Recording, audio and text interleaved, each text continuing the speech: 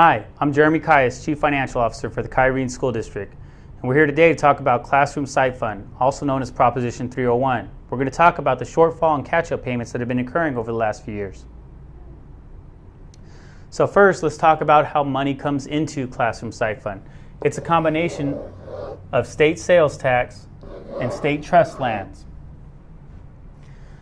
And once the funding comes into Classroom Site Fund, it's then distributed to the school districts and the charter schools based on the number of students.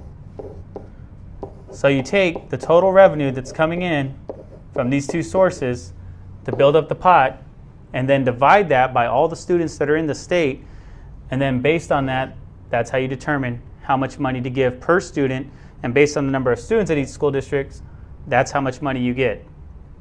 Now, that would be simple enough if you waited until the money actually came in before you made that calculation. However, that's not how it's done.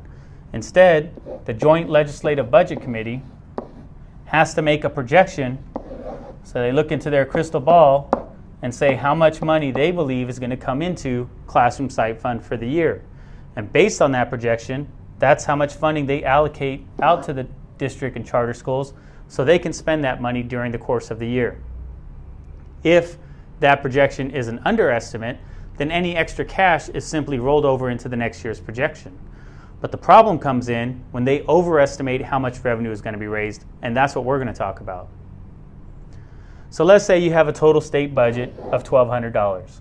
Now obviously the numbers in real life are much greater than this, but we're going to use low round numbers just to make this a little more simpler.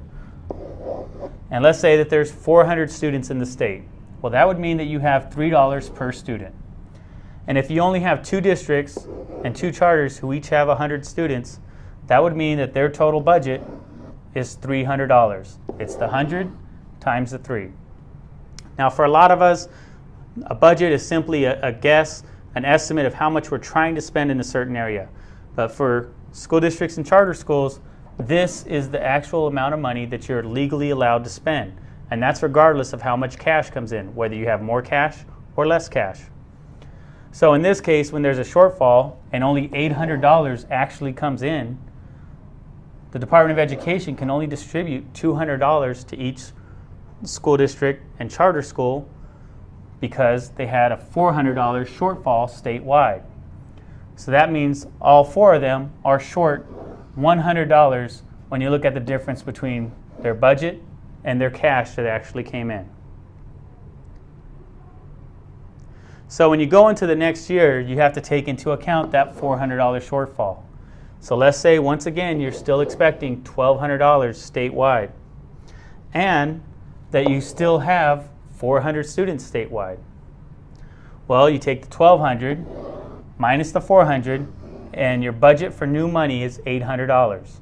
So that equals $2 per student. Now, the correct way to make this payment would simply be to first address this shortfall by giving $100 to the two districts and the two charters that were short in the previous year.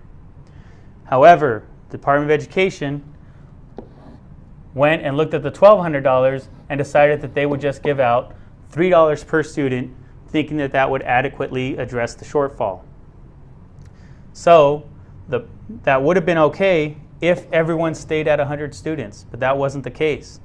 District A declined, and they went from 100 students to 50 students. So let's see what the impact of this process was on District A. First, their budget was their $50 times the JLBC number of $2 per student, which gave them a new year budget of $100. The cash distributed was $3 per student, so they received $150. That means $50 out of this $150 was used to make up for the prior year shortfall. But they were short $100, which means they're still short. They're short by $50 from what they needed from the prior year. In District B, it's the opposite situation. They're a growing district. And because they're a growing district, first, they get their budget of $300, which is $2 per student, and that number's fine. However, they got $3 per student on the cash side, which equaled $450. That gave them a difference of $150, but they were only short $100 in the previous year, which means they are now overfunded by $50. Charter A is similar to District A. Charter B is the only one who actually stayed with the exact same number of students in both years, and because of that, they ended up being perfectly balanced. And Charter C is a completely new charter that just opened. They never even existed when the shortfall occurred. And so, when they got this extra cash right here, they were actually being overfunded. They got $50 of catch-up money when they were never shorted, so now they're overfunded by $50. Statewide, however, it looks like everything's balanced. But you see where the problems exist with these different charters in different districts. And the only way to correctly address this situation is to take back the overfunding from the charters and districts that were overfunded and give it to the charters and districts that are still short. However, some people aren't comfortable with taking money back from districts and charters when the miscalculation occurred at the Department of Education. They think that they should be held harmless and keep that funding. But we all share a pool, so let's talk about what that impact would be. If you simply let them keep that funding and treated this as your shortfall for next year, so you'd have the two of them equating to a $100 shortfall into the next year, let's see how that would play out. So you go into year 3, and now you have a $100 shortfall. The expected cash still at $1,200, total students still at $400. And so since you didn't want to recoup the money from the overpayments, you treated that as your shortfall, meaning that your budget for new money is only $1,100. So that equals $2.75 per student. Let's see how that impacts District A. For District A, they still have 50 students, and so now at $2.75 per student, their budget is $137.50. But they also receive $50 for catch-up money, meaning their total cash is at $187.50. So you would think at this point District A is balanced, but that's not the case, because if this shortfall wasn't present, which it shouldn't be, then that means that $1,200 would have been distributed, and that would have equaled $3 per student, which means that District A's budget for the current year would have been $150. Instead, it's only $137.50. So District A is still short by trying to make up for it in this manner. They're short $12.50, which is the same situation as Charter A. What's even worse is that your only one who keeps maintaining their enrollment is the one who's actually hurt the hardest, because now Charter B, who was perfectly balanced, is now short $25 when they were fine before. And how did that occur? Well, because you only did $2.75 per student, their budget was $2.75 for this current year.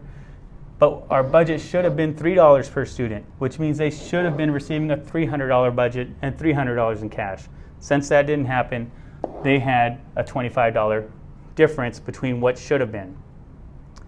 And the two that are overpaid are still overpaid. And how does this all happen?